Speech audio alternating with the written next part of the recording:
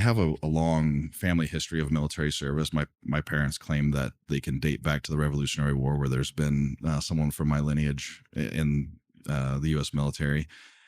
I can date it back to my great grandfather. I haven't gone past that. So, he served in World War II. One of my grandparents served in Vietnam. My other grandparent, on my mom's side, worked at Kingsley Field. Then my dad was active duty and worked at Kingsley, and now here I am, and then my son. So, it's really special to get to continue on that legacy of service.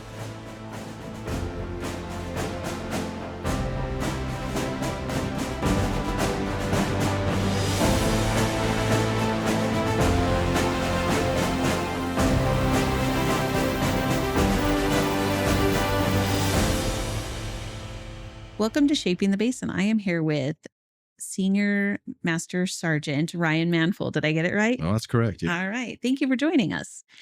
You're here as part of our Voices of Service. We're just talking to some folks that have served our country as part of America's 250. And so tell me about the start of your career. Yeah. So I enlisted way back in 2000. I was still 17 in high school. And so I started a delayed entry program. My 18th birthday was actually at boot camp. So not a great birthday. I've been doing this now for obviously almost 26 years. Originally enlisted in the weapon shop, so loading the munitions on the aircraft and working on the weapon systems, and then moved on to the quality assurance department, where I kind of covered all things explosives on the base. From there, got into airfield management, just making sure the airfield's taken care of correctly and meet the FAA standards. And then since then, I've been basically in charge of the aircraft mechanics out there. So been doing this a little bit. Yeah. Yeah. Did you intend to make it a 26-year career or longer? Because it'll be longer, but Yeah, no. Well, I originally, so I have a long kind of history, a family history of joining the military. And so I always knew I'd be in some form of service, but originally I enlisted just to take care of paying for college and kind of taking care of what I felt was a calling of mine. So originally intended to be a weekender at the guard base and pay for college. And here I still am. and there you are. How quickly did you started out thinking you'd be a weekender and then you're full time? Yeah. How quickly did you become full time? About 2 years into my commitment, the bosses were really kind of requesting that I take a full-time opportunity out there. They wanted me to quit the DSG stuff and join them out there. And it was a little more than I could pass up. I wasn't a great college student at first. I went back and took care of that later in life, but kind of started going down the having fun with my friends was more important than taking care of college. And so it was a good move to join full-time out there. Yeah. And did you end up going to college? I did. Yeah. I finished a couple years later doing kind of what do you want to call it? Like I'm freezing. Sorry. An accelerated program through Northwest Christian and finished my business degree a couple years later. Yeah. And 26 years now, you're going through a big transition. What's that been like? It's interesting. Yeah, most of my career has been working on the F-15, and so it was sad to see them go, but it is the right time, and it's a good opportunity for our base to transition into the future. It really provides a lot of longevity for us. It's good for us. It's good for the basin. It's been quiet out there, having the downtime and with my role as kind of supervision over the mechanics and not having to work on. It's been interesting keeping them engaged, finding training opportunities all over the country, and just trying to head towards this transition. It's been a lot of fun in a lot of ways, but it's very challenging, and it is way different than what we're used to. Yeah. Probably comes with its own leadership challenges. I mean, you are, yeah. It does, yeah. At first, to be honest, a lot of leadership was worried that we'd have people maybe getting into trouble or kind of going by the wayside with maybe a lack of a sense of purpose. But I really haven't found that to be true. They've been finding a lot of interesting opportunities to do some social engagements in regards to like charitable activities, community service around the area. A lot of guys are finding their path to finishing college, continuing their professional military education, but then also learning to transition towards the F-35. So we're finding ways to keep them engaged. And I think that's been more of a challenge than kind of what I thought might be the administrative kind of action type thing. And we aren't seeing much of that, which is great. That is awesome. Yeah. In your time, do you have any like favorite stories about your time right now? Well, some of them I can't tell you. All right. Not because Those are the ones I want they're to not know. classified. Just not going to divulge that. I understand. Yeah. But I think, talk to me about your experiences. yeah, I've had just really an amazing career. I've had the opportunity to travel the world and the country. And I think that's kind of the stuff I would take away the most. And rather than narrow it down to one experience, it's been amazing to get to travel with my coworkers, my compatriots. We've gotten to do awesome things, like I said, all around the country. You kind of have an opportunity where you're displaced from your family to lean on one another. These training opportunities, even when they may not be the most fun, or you find yourself in a situation where it's more arduous, or you're in a, weather might be terrible while you're out in the field for hours on end, and you're cold or you're hot or you're whatever. And through I'll just say, the suck of it all, you kind of build a greater bond. And then on the backside of it, the camaraderie develops, and those experiences with your teammates that become, your friends, and then ultimately your family, is what I find to be maybe my most special kind of memories Yeah. of my time out there. Yeah. Has there been a favorite place you visited? Oh, to narrow it down would be tough, but our trip to Finland was pretty amazing. The people there were very welcoming, and again, it was one of those things where way away from family, and just a whole new environment, and the way they treated us it was special. It was Yeah. really cool. I think that traveling with people in general, it builds a bond, right? Because you're outside of your element and that kind of thing. Is there anything you've learned by traveling that you've come back and maybe put to use in your leadership role on base? Yeah, I mean, I think, just the act of traveling and getting out of your comfort zone helps develop you in those kind of ways. So learning to adapt to situations that are maybe a little uncomfortable, or finding new ways to accomplish something that maybe otherwise would be easy back at home, kind of develops your ability to improvise and adapt and overcome. Yeah. Wondering if there's a way you could take that element from when you're away and bring it back here. Like, I don't know.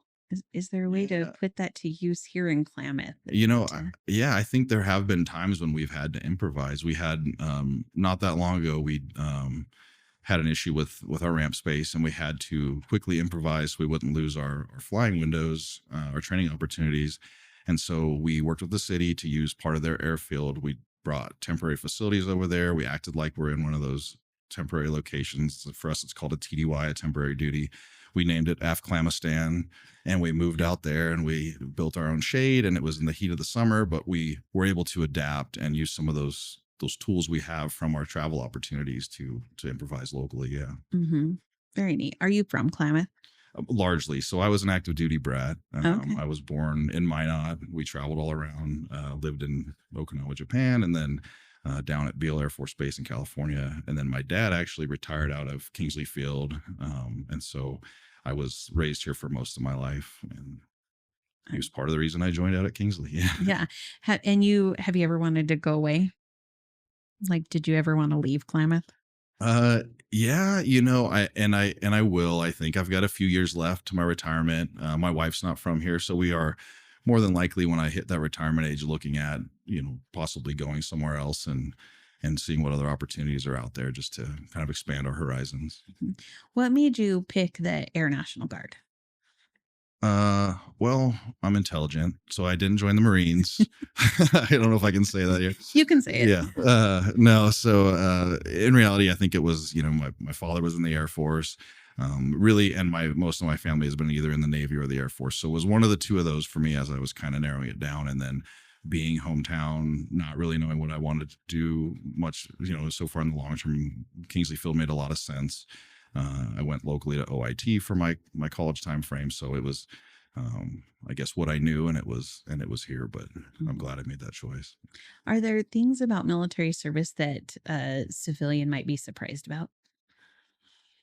Oh, probably. But I think, honestly, I think it's better than most civilians realize. I think that, they know of the hard times, but I don't think they ever get the true opportunity to experience the camaraderie and the friendships that we develop, and the skill sets that we get throughout the years. And then I think we're taken care of to a degree that maybe they don't always recognize. And so it's just something that when you're in, you kind of recognize it, and it's a bond, and a a relationship that you're not going to find in the civilian sector. Mhm. I don't know if that's much of a surprise, but it's something that you wouldn't be able to recognize unless you actually were a part of it. Yeah.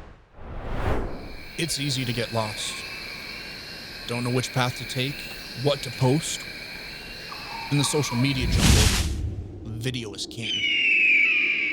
Your kids are obsessed, your customers are addicted, we're all hooked, and social media sites prioritize videos. So when you're ready to stand out from the crowd, reach out to 40 Deuce Films. Feeling over everything.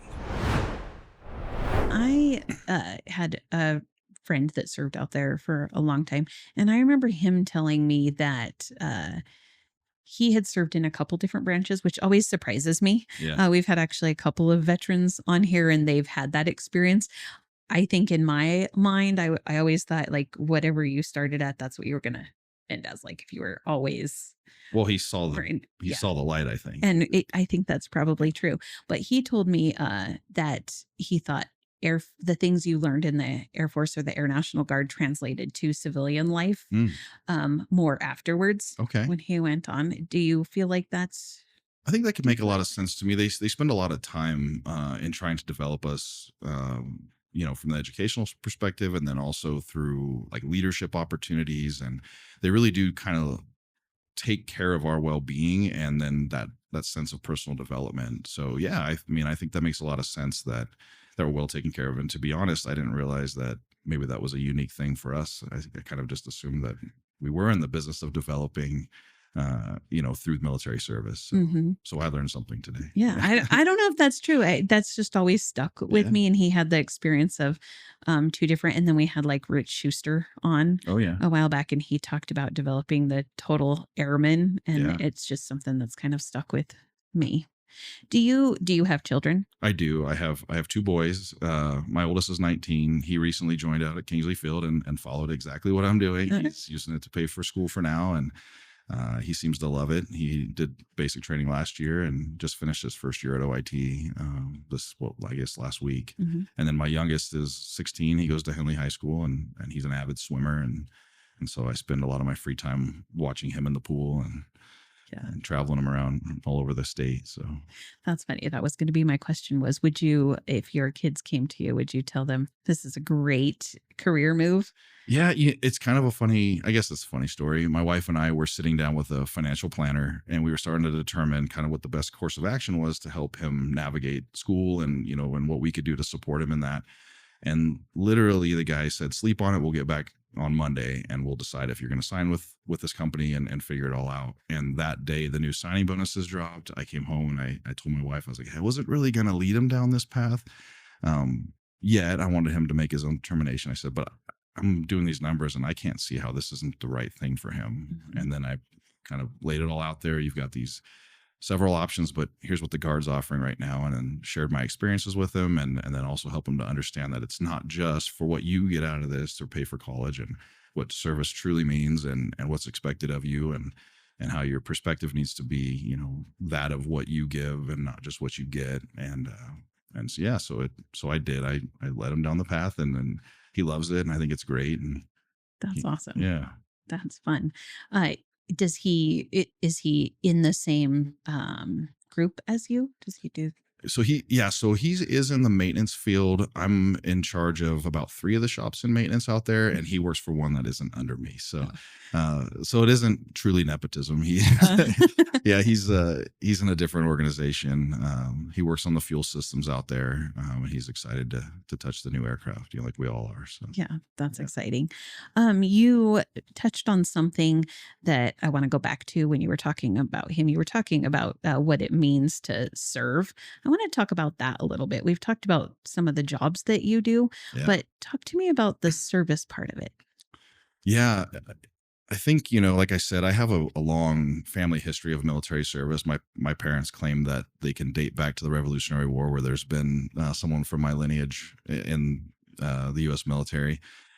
I can date it back to my great grandfather. I haven't gone past that. So, he served in World War II. One of my grandparents served in Vietnam. My other grandparent, on my mom's side, worked at Kingsley Field. Then my dad was active duty and worked at Kingsley. And now here I am. And then my son. So, it's really special to get to continue on that legacy of service.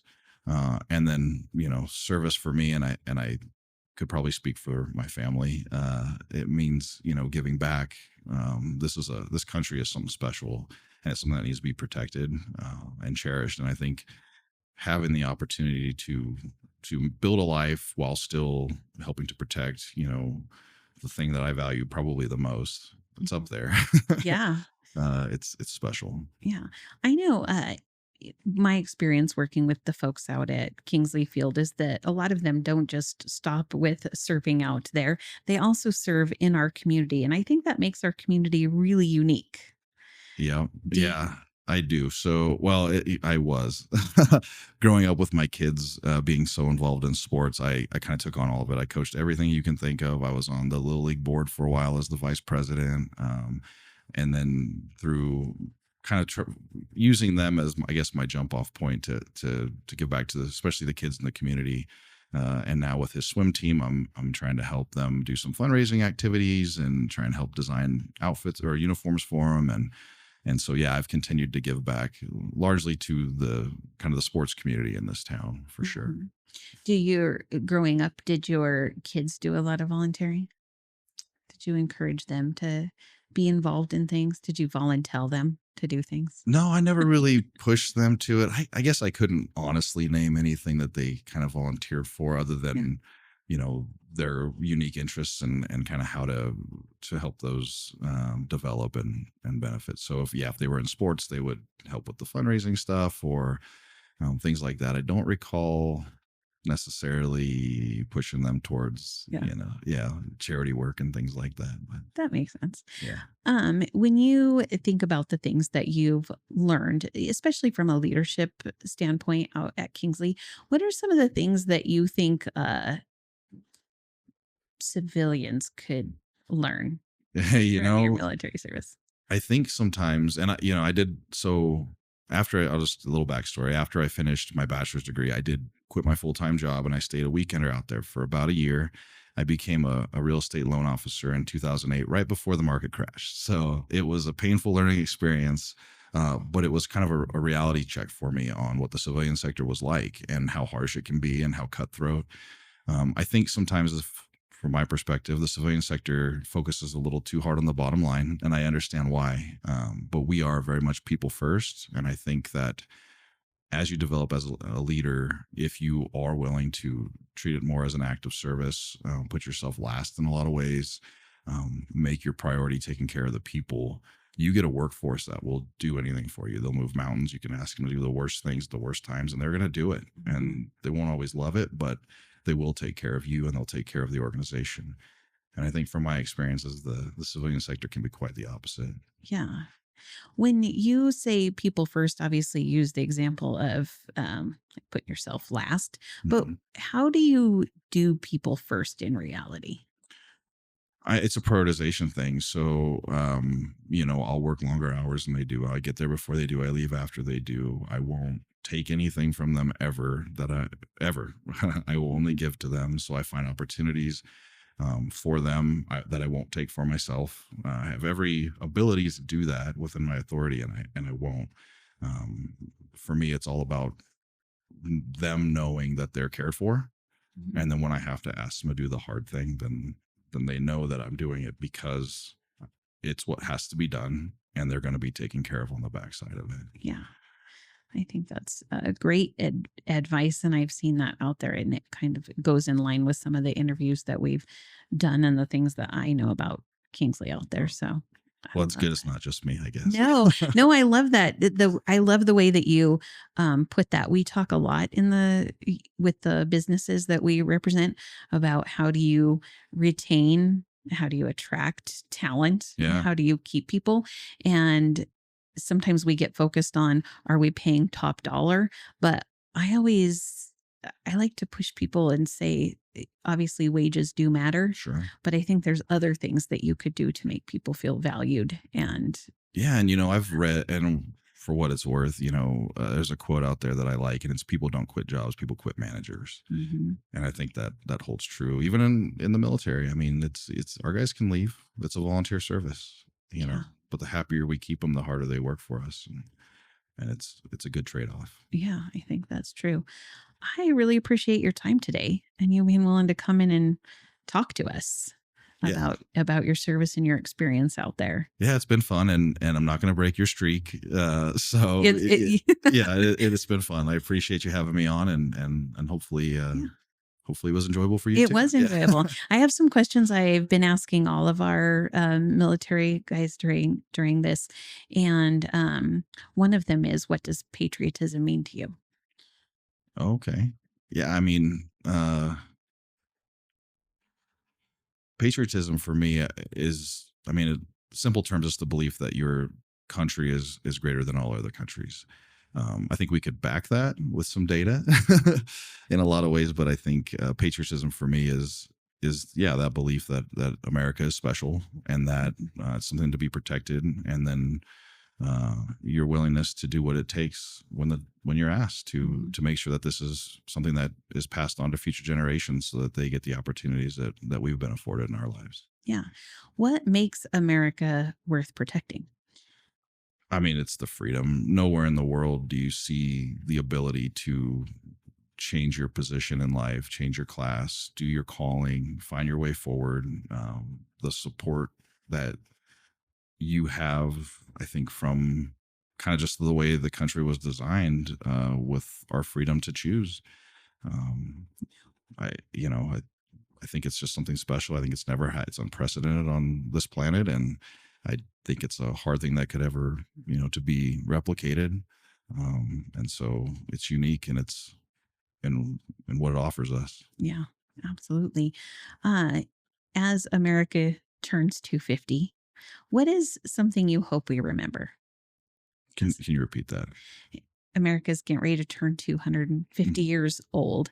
And I've been asking everybody, what do you hope Americans remember? Well, America didn't turn 250 years on its own, and it's something that people have sacrificed for, and I hope people recognize that a lot of men and women now have died in trying to make sure this is something that we've gotten to continue to enjoy, and so uh, I hope that everyone remembers why we still exist. Very good. I appreciate your time today. And thank you for your service. Yeah, well, thank you. Appreciate you having me on. Yeah, thank you. And thank you to our producer, 40 Deuce Films.